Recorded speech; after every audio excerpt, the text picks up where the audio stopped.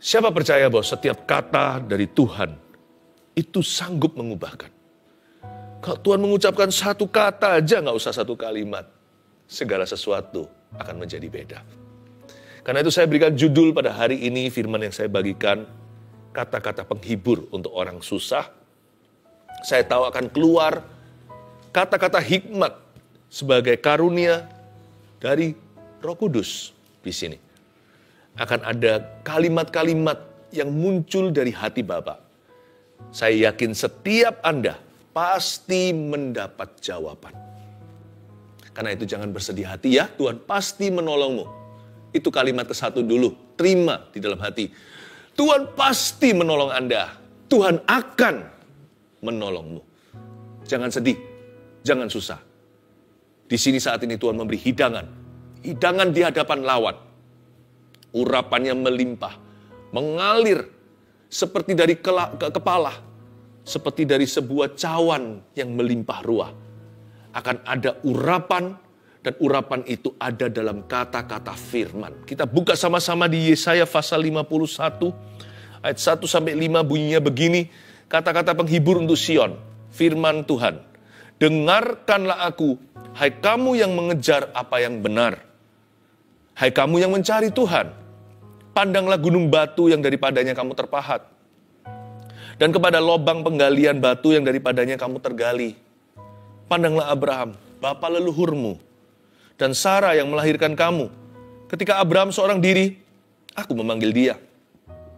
Lalu aku memberkati dan memperbanyak dia.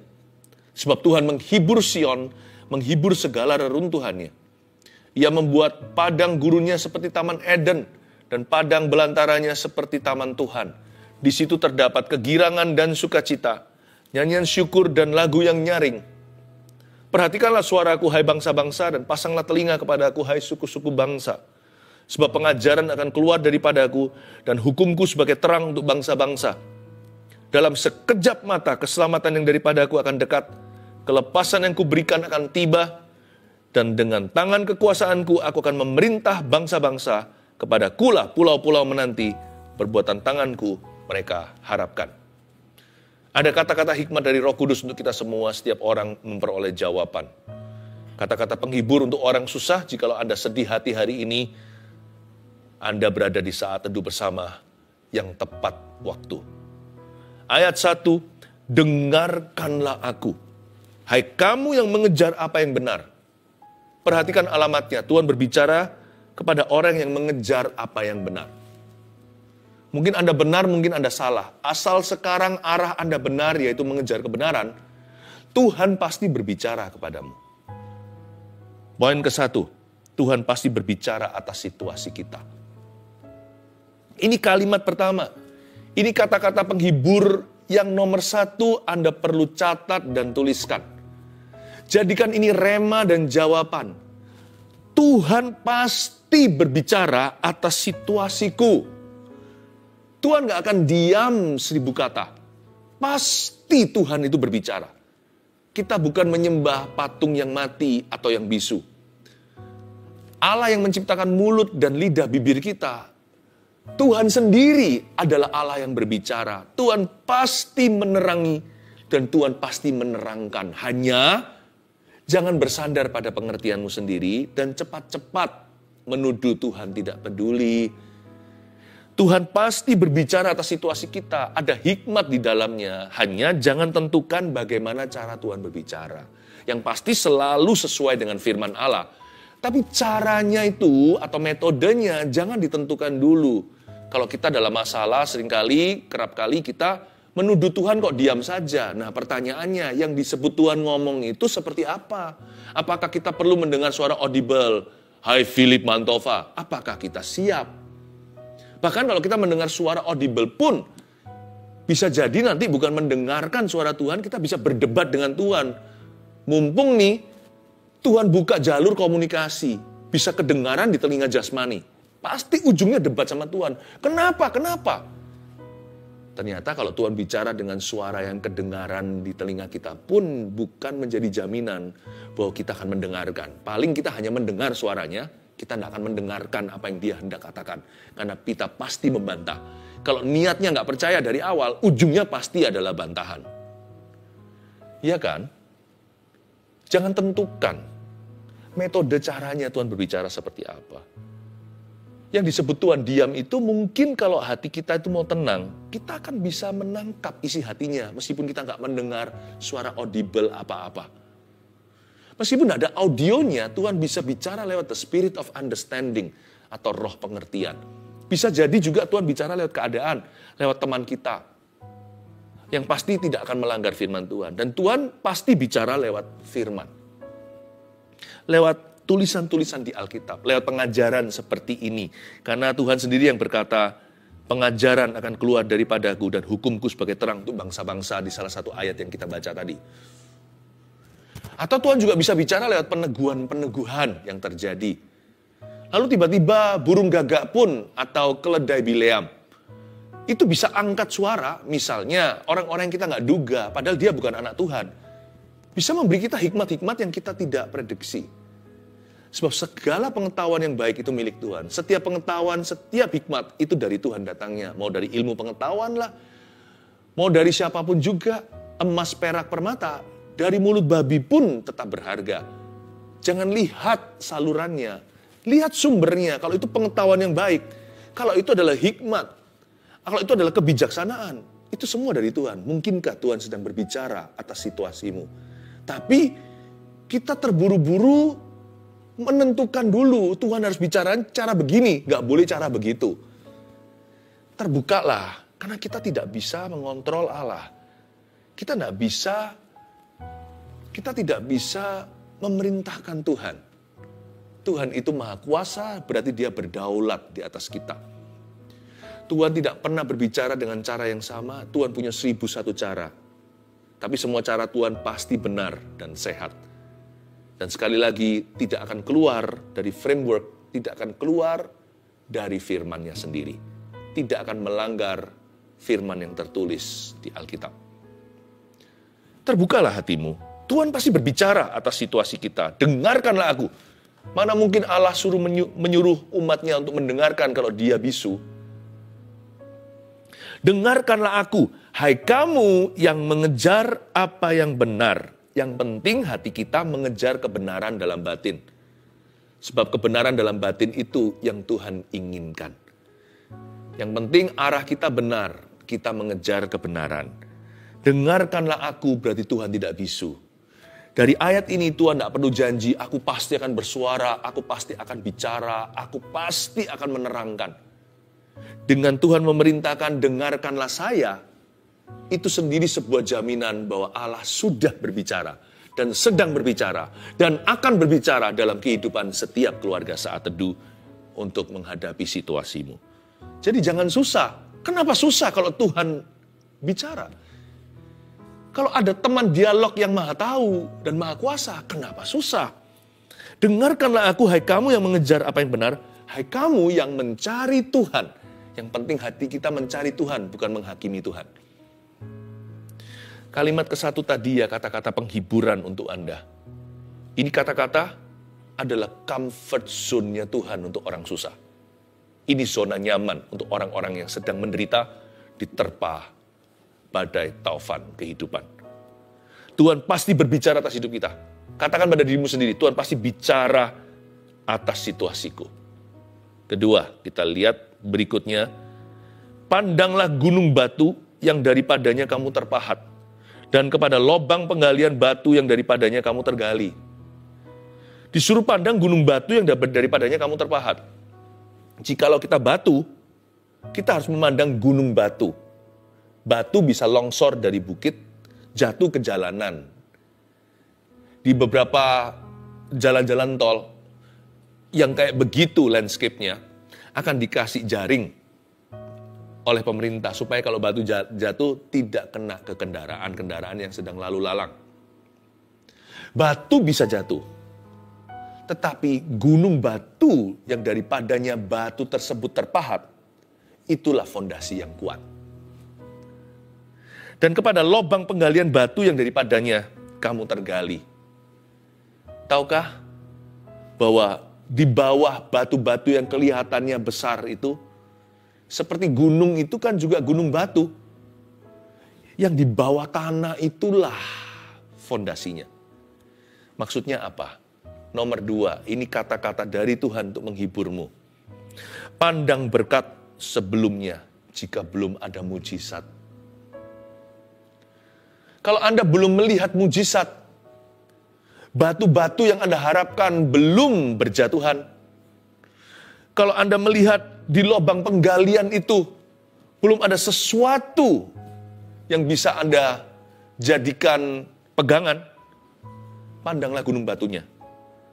Pandanglah lubang penggaliannya. Pandang berkat sebelumnya jika mujizat Anda belum tiba. Selalu hitung mundur. Mujizat yang Anda harapkan itu kan di depan. Dan juga belum kunjung datang. Ketika mujizat belum nyata, Anda dan saya bisa menoleh ke belakang. Jangan punya kebiasaan melihat apa yang lalu. Kecuali satu.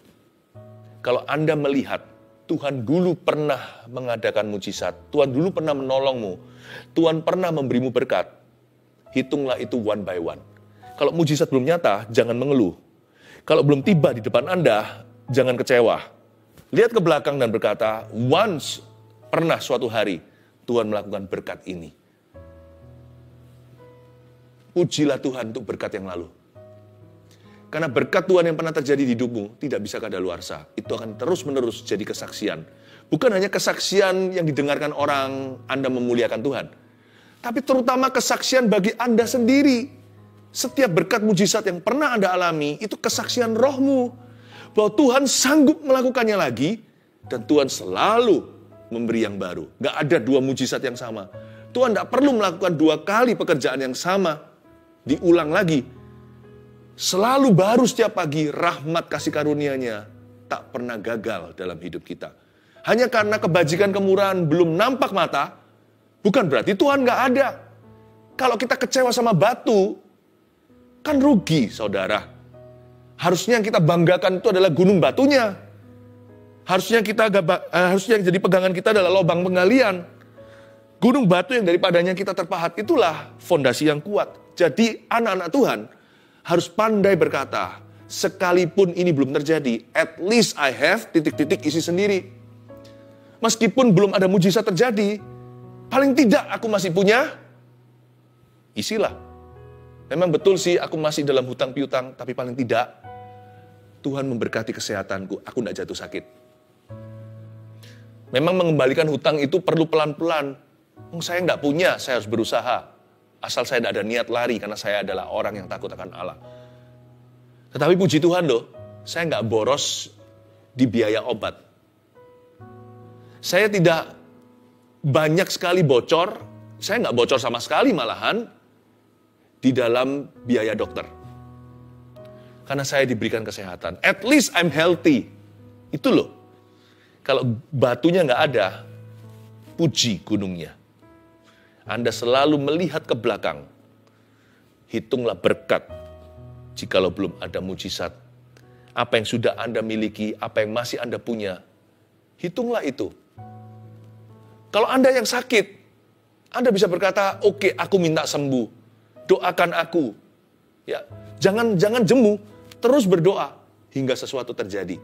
Tapi sebelum sesuatu itu terjadi, sebelum doa Anda dijawab, paling tidak kalau Anda sakit, Anda bisa berkata, tapi puji Tuhan loh, keluargaku yang lainnya sehat.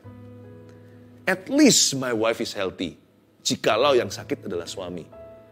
Oh, haleluya, istriku baik-baik saja. Anakku tidak kanker.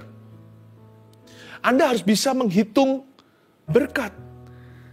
Kalau kita terus lihat batu, nanti kecewa. Batu bisa datang, batu bisa pergi. Tapi gunungnya tidak kemana-mana. Batu bisa nempel, dia bisa longsor. Kadang-kadang, terkadang suatu saat nanti. Tetapi gunung batu itu yang teguh. Anda harus bisa, dan saya belajar untuk berkata, ya Tuhan, paling tidak aku sehat. Paling tidak orang lain tidak sakit. Oh, worst come to worst, skenario terburuk, sekalipun hati dan batinku habis lenyap, gunung batuku tetaplah Allah selama-lamanya dan bagianku.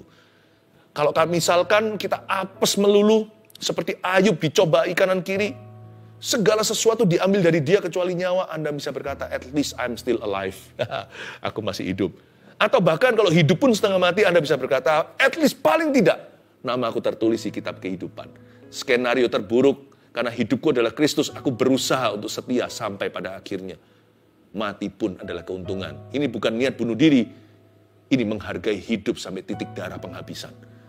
Apapun terjadi, kalau memang suatu hari aku ke sorga, oh, itulah pahala, itulah upahku. Oh, betapa bahagianya. Kalau kita nggak punya apa-apa, hati batin pun habis lenyap. Gunung batu kita tetap adalah Tuhan. Kita bisa berkata, at least I have Jesus. Paling sedikit, aku punya Yesus. Dan barang siapa punya Yesus, dia punya segala sesuatu. Bisakah kita berkata begitu? Sekalipun semua yang kita kenal meninggalkan kita, semua yang kita percayai itu mengkhianati, at least I have God's love. Aku masih punya kasih Allah di hidupku. Bukankah ada ayatnya di Roma 8? Apa yang bisa memisahkan kita dari kasih Kristus? Tidak ada. Maut, malaikat, yang di bumi, di langit, yang di bawah bumi, di dunia orang mati. Apa yang bisa memisahkan kita? Sakit, penyakit? Tidak ada yang bisa memisahkan kita dari kasih Kristus. At least I have God's love. Paling tidak aku masih punya kasih Yesus. Itu yang dimaksudkan, pandanglah gunung batu yang daripadanya kamu terpahat. Dan kepada lobang penggalian batu yang daripadanya kamu tergali. Ini adalah kata-kata penghiburan untuk orang-orang yang sedang susah hati. Yang ketiga, kita baca ayat berikutnya. Pandanglah Abraham, bapa leluhurmu, dan Sarah yang melahirkan kamu. Ketika Abraham seorang diri, perhatikan itu, sendirian, aku kata Tuhan, aku memanggil dia waktu dia sendirian. Lalu aku memberkati dan memperbanyak dia. Bermula hanya satu orang, Abraham seorang, Sarah seorang, disuruh pandang, Abraham bapak imanmu atau bapak leluhurmu, dan Sarah yang melahirkan kamu. Mereka seorang diri, Abraham sendirian, Sarah sendirian, lalu aku memberkati mereka, tiba-tiba mereka jadi banyak. Sebab Tuhan menghibur Sion, menghibur segala reruntuhannya. Tuhan tidak menghibur Anda dengan hal lain. Kalau Anda runtuh di situ, di reruntuhanmu Tuhan menghiburmu. Tuhan itu tidak akan menyangkali situasi yang kita hadapi, tapi Tuhan akan menjawabnya. Tuhan akan turun tangan di sana. Di mana kita diruntuhkan oleh setan, di situ Tuhan mau promosikan. Saya yakin kok, our greatest test could become our greatest testimony. Ujian kita yang terbesar bisa menjadi kesaksian kita yang terbesar juga. Kalau Anda dan saya percaya, Tuhan itu menghibur Sion langsung di reruntuhannya. Langsung di titik kelemahannya. Ia membuat padang gurunnya seperti Taman Eden. Dan padang belantaranya seperti Taman Tuhan. Di situ terdapat kegirangan dan sukacita. Dia girangkanku, dia girangkanku. Ku bersuka sebab dia girangkanku. Di situ terdapat kegirangan dan sukacita. Ini bukan orang yang happy karena dapat masalah. Siapa sih yang gembira kalau dia punya persoalan? Enggak sih. Kita itu happy kalau kita tamasya. Kalau kita diberkati, kalau kita beruntung. Enggak ada orang yang berbahagia, bergembira kalau dia itu diterpa dengan problema. Makanya di sini dikatakan di situ terdapat kegirangan dan sukacita. Ini joy, bukan happiness. Ini sukacita. Bukan happy versi dunia. Di situ terdapat kegirangan dan sukacita, nyanyian syukur dan lagu yang nyaring. Kata-kata penghibur untuk orang susah yang ketiga yang perlu Anda catat, jadikan rema dan jawaban hatimu hari ini juga. 3, jangan takut untuk mulai lagi dari bawah. Ini Tuhan lagi bicara sama kita. Tuhan beritahu keluarga Saat Teduh. Jaga-jaga ada orang-orang yang mengalami sebuah keruntuhan. Mungkin ekonomimu runtuh, mungkin kesehatan, mungkin hubungan. Apapun yang runtuh, serahkan ke Yesus Kristus. Anda mungkin tidak lihat sekarang secara instan. Tapi percayalah janji Tuhan. Tuhan kalau menghibur kita itu, Tuhan suntiknya itu di tempat yang pas. Pernah nggak ketika Anda mau ambil darah yang ngambil kurang mahir, coblos sana, coblos sini, nggak ketemu uratnya, lalu akhirnya bengkak-bengkak, ada tanda-tanda suntikan. Tuhan itu nggak gitu. Tuhan itu kalau menyembuhkan dan memulihkan itu selalu pas di titiknya. Tuhan menghibur Sion, menghibur segala reruntuhannya. Dan Tuhan membuat Sion kembali girang dan sukacita dengan nyanyian syukur dan lagu yang nyaring. Jangan takut untuk mulai lagi dari bawah ya. Ini Roh Kudus lagi berkata-kata. Jangan takut kalau mulai lagi. Dari bawah ayo silahkan. Asal kita bersama dengan Tuhan, lebih tidak terasa.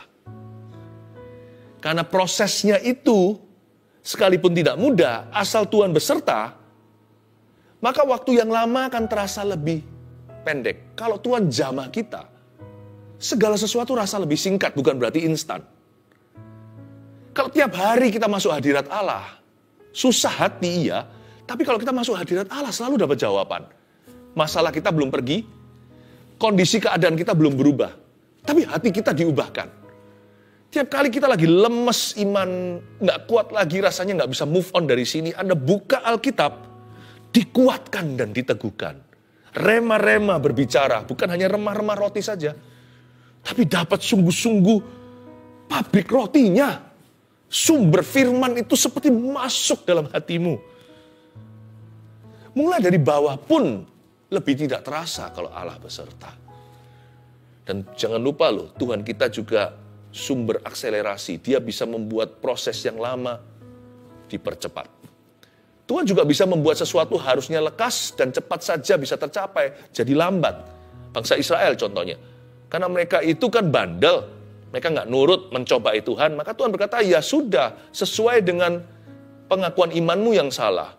Maka 40 tahun mereka berputar-putar di padang gurun. Harusnya mereka masuk Kanaan itu 4 minggu aja nyampe. 40 tahun tidak juga tiba, malah semua mati di padang belantara. Tuhan itu bisa membuat yang cepat jadi lambat.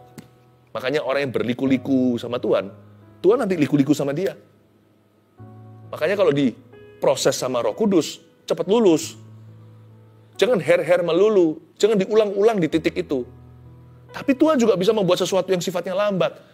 Aku bangun ini selama 20 tahun, begini aja menguap. Tuhan juga bisa mengembalikannya dalam 2 bulan. Jangan cobai Tuhan dan jangan ragukan. Jangan tantang dia, tapi juga jangan sampai kita nggak beriman. Jangan takut untuk mulai lagi dari bawah. Pandanglah Abraham. Abraham itu loh dari nol. Dia dari 1 orang, udah mati kutu lagi. Udah nggak bisa punya keturunan. Sarah apalagi udah tua. Udah lewat jauh menopausnya. Tapi ketika mereka seorang diri, seperti Tuhan memberi kita sebuah jaminan garansi. Coba lihat dong Abraham dan Sarah itu. Bapak leluhur imanmu. Ibu bangsa-bangsa. Coba lihat mereka. Mereka seorang diri, karena aku memanggil dia dan memberkati. Lihat, tiba-tiba jadi banyak. Keturunannya seperti bintang di atas langit, seperti pasir di tepi pantai. Siapa bisa menghitungnya? Dan Tuhan yang sama akan menghibur Sion di reruntuhannya. Tuhan yang sama akan mengembalikan nyanyian di mulutnya. Ini kan proses. Tapi Tuhan seperti memberikan sebuah kepastian. Kalau Tuhan campur tangan, 1 orang bisa jadi mayoritas. Kalau Tuhan tidak beserta, mau situ asiknya rame-rame, semua runtuh berbarengan seperti Menara Babel yang Tuhan tidak backup atau yang Tuhan tidak sertai. Jangan takut kalau Anda harus mulai, aku lagi susah ini, gimana aku mulai lagi? Aku sudah dimiskinkan sama setan, sudah dirampas total. Ini loh, destruction atau kehancurannya itu totalitas. Ini nggak tanggung-tanggung udah, nasi udah jadi bubur, udah hancur. Jangan bilang begitu. Ini kata-kata penghibur untuk orang yang susah dan putus asa. Kalau memang terpaksa harus mulai dari bawah, mulai dengan Tuhan. Abraham pun sendirian. Sarah pun demikian. Coba lihat hasil akhirnya. Mulutnya penuh nyanyian. Sarah tertawa, anaknya pun dikasih nama Ishak. Kalau perlu lakon menang belakang, asal lakon jalan sama Tuhan. Ini indahnya. Ada kata-kata rema dari ayat 2 yang kita baca tadi. Jangan takut ya untuk mulai lagi dari bawah. Semoga ini akan resonate atau berbicara ke seseorang. Ayat yang berikutnya, ayat 4. Perhatikanlah suaraku, hai bangsa-bangsa, dan pasanglah telinga kepadaku, hai suku-suku bangsa. Sebab pengajaran akan keluar daripadaku, dan hukumku sebagai terang untuk bangsa-bangsa. Dalam sekejap mata, keselamatan yang daripadaku akan dekat. Kelepasan yang kuberikan akan tiba. Dan dengan tangan kekuasaanku aku akan memerintah bangsa-bangsa. Kepada kula pulau-pulau menanti, perbuatan tanganku mereka harapkan. Saya ulang ayat 5. Dalam sekejap mata, keselamatan yang daripadaku akan dekat. Tuhan sedang berbicara kepada kita. Ada kata-kata hikmat, ada kata-kata penghibur untuk orang susah. Yang terakhir, poin keempat. Mujizat yang dinanti akan terjadi dalam sekejap mata. Saya dengar kalimat ini untuk Anda. Makanya 4 poin sederhana, 1, 2, 3, 4 tadi. Semuanya ini adalah kalimat yang saya dengarkan dalam roh saya. Lalu saya utarakan dan tuliskan agar Anda catat. Setiap kata-kata dari 4 poin ini, masing-masing kalimat adalah rema dari Tuhan serta jawaban. Inilah titik iman. Yang terakhir tadi, mujizat yang dinanti akan terjadi dalam sekejap mata, sesuai firman ayat 5. Dalam sekejap mata, keselamatan yang daripadaku akan dekat. Yang lama itu penantiannya, bukan mujizatnya. Anda jangan begini, kita jangan begini ya. Tuhan, apakah Tuhan itu peduli? Tuhan, kok Tuhan diam saja? Mana mujizatnya? Jangan begitu. Karena mujizat Tuhan itu tidak perlu titik cerah. Buat apa kita itu perlu titik terang kalau kita jalan bersama dengan Sang Terang Dunia? Banyak anak Tuhan itu saking ragunya sama Tuhan itu minta melulu tanda. Buat apa tanda kalau tiang api, tiang awan sudah ada di sebelah kita? Boleh minta tanda, tapi tanda tidak bisa menggantikan iman. Sehingga banyak orang itu berkata gini loh, aku mendoakan untuk seorang anggota keluargaku yang belum kenal Tuhan. Kok nggak ada tanda-tandanya sama sekali ya dia mau berubah ya? Aku doakan suamiku, kok sama sekali nggak ada tanda-tanda gitu bahwa dia menjadi lebih baik? Aku sakit ingin sembuh, kok nggak ada tanda-tanda kondisiku membaik, malah semakin terpuruk. Kalau Tuhan bekerja, nggak perlu tanda-tanda. Tidak perlu ada titik terang. Nggak perlu. Sebab mujizatnya nanti waktu terjadi, dalam sekejap mata. Yang lama itu penantiannya untuk menggenapi ayat semua indah pada waktunya. Jadi Tuhan itu nggak bisa abu-abu, hitam atau putih. Kalau memang bukan waktunya Tuhan atau waktu ilahi, ya nggak terjadi. Tapi kita terus beriman supaya nanti ketika waktu ilahi kairos itu tiba, jangan sampai Anda dalam kondisi tidak layak menerima karena kecewa. Yang lama itu bukan mujizatnya, seolah-olah mujizat itu dimasak atau dikelola. Enggak, mujizat itu perbuatan Allah tanpa teori. Semudah membalikkan telapak tangan begini. Tapi kalau memang belum waktunya, ya belum waktunya. Kita hanya bisa berharap dan percaya. Tapi kalau waktunya sudah tiba, ya terjadi. Mau dihalangi 1001 cara, akan kejadian. Coba lihat di kitab Keluaran. Tuhan bawa mereka keluar mereka lewat Laut Merah. Siapa bisa halangi Firaun yang keras hati? Nggak bisa. Jadi mari kita tidak menilai Tuhan dengan pikiran manusia. Kalau memang janji imannya akan digenapi, kok nggak ada titik terang loh? Kok nggak ada tanda-tanda sama sekali? Kok nggak ada titik cerah? Nggak perlu sama sekali. Kita tinggal percaya. Itu saja tugas kita. Dan menunggu waktunya. Sebab mujizat yang dinanti akan terjadi dalam sekejap mata. Jangan imanmu pada tanda atau titik cerah. Imanmu pada Yesus dan janjinya. 1, 2, 3, dan 4. Apa aja kata-kata penghibur sebagai kado untuk orang yang susah. Dan untuk setiap kita melengkapi iman kita sekalipun kita nggak susah hati. Yang pertama, Tuhan pasti berbicara atas situasi kita. Katakan amin. Tuhan pasti. 2, pandang berkat sebelumnya jika belum ada mujizat. Ya.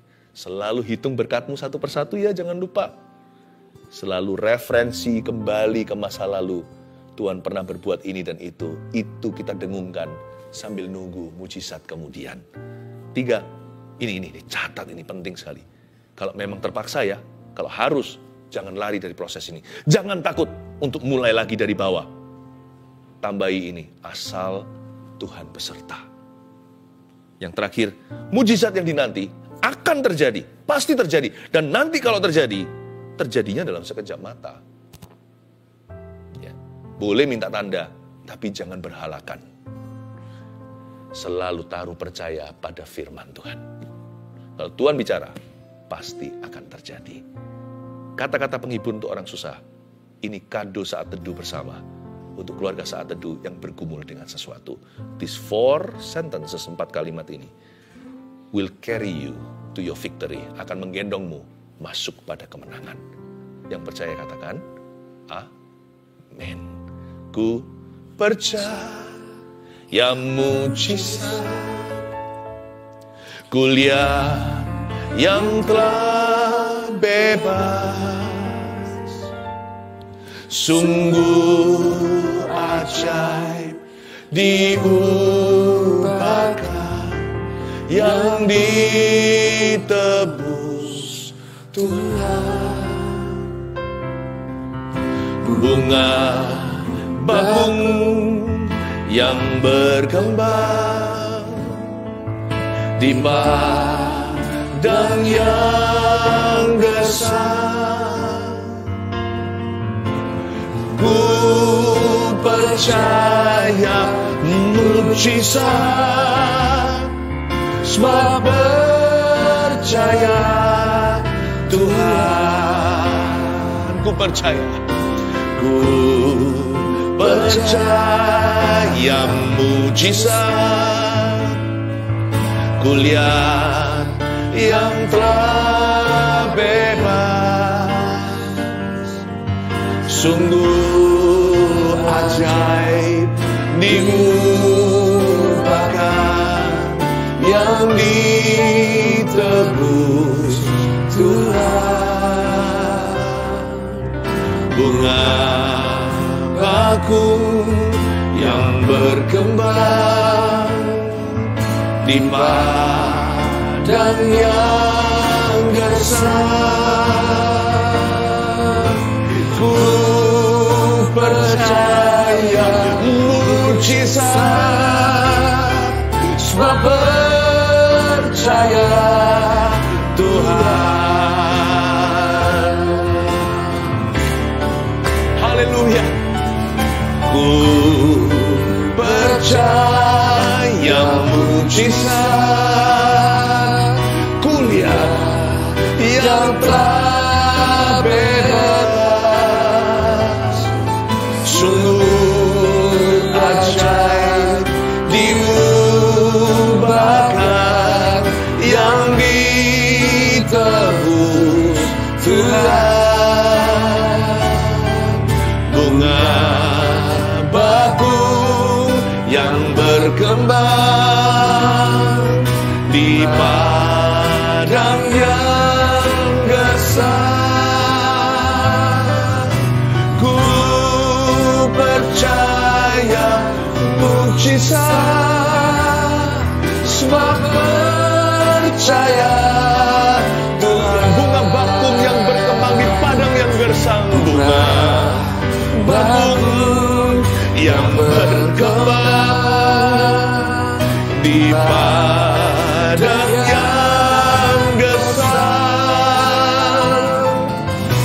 ku percaya mujizat, sebab percaya Tuhan. Ku percaya mujizat, ku percaya mujizat,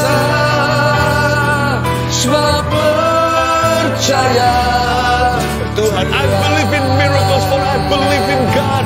I believe in miracles, for I believe in God.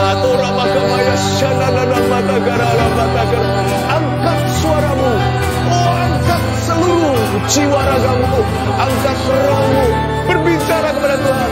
seperti Dia telah berbicara kepada kita. Ora makadara yasin, inana namata karamaya sanana mataka, inana namaya sanana mataka paralama, inana namaya sanana mataka ramata karalama, inana namata kaya sanana damadama, inana namata kabaya sanana nama. Inana maralama dakabaya sanana nama. Sambil kita terus berdoa dalam Roh Kudus. Ulurkan tanganmu ke depan. Ayo kita connect dalam iman. Ora maka sanana nama dakaya se. Ora maka kabaya sanana nama dakabaya nama. Inana nama dakabaya matakarala matakaya sanana nama. Ora maka matakaya sanana nama dakabaya nama. Inana nama dakabaya sanana nama dakabaya se. Inana nama dakabaya sanana nama nama. Setiap orang-orang yang telah didiagnosa dengan kanker, di episode Saat Teduh Bersama hari ini banyak vonis yang diubahkan, kata Roh Kudus. Tidak pernah terjadi sebelumnya dalam Saat Teduh Bersama yang lalu. Kanker ganas berubah menjadi jinak. Padahal sudah jelas-jelas positif kanker ganas sekali. Menyebar kemana-mana. Tiba-tiba bersih. Atau tiba-tiba menjadi tidak ganas lagi. Di ibadah sekarang ini, yaitu saat ini, ada banyak kanker yang disembuhkan demikian, kata Roh Kudus. Tuhan multiplikasikan beberapa mujizat yang pernah terjadi di keluarga Saat Teduh beberapa waktu yang lalu. Sekarang diperbanyak. Bagi Anda pasien kanker sekarang, klaim dengan iman. Tuhan berkata-kata, satu kata dari Tuhan bisa mengubah seluruh kondisi hidupmu. Bisa mengubah segala keadaan. Cancer, I rebuke you. Dalam nama Yesus. Saya juga melihat ada satu orang di sebelah sininya ada bengkak benjolan. Izinkan saya doakan Anda. Kalau itu Anda, letakkan tangan di situ dalam nama Yesus. Aku tengking benjolan di lehernya. Di dalam nama Yesus. Dan juga pankreas sedang disembuhkan. Pankreas. Oh, Tuhan kasih pankreas yang baru. Saya rasakan ada beberapa orang mau bunuh diri. Ada berapa levelnya. Ada yang barusan aja dalam bentuk perasaan. Aduh, rasanya ingin mati. Tapi ada yang sudah berniat melakukan. Dan saya memanggil di dalam nama Tuhan.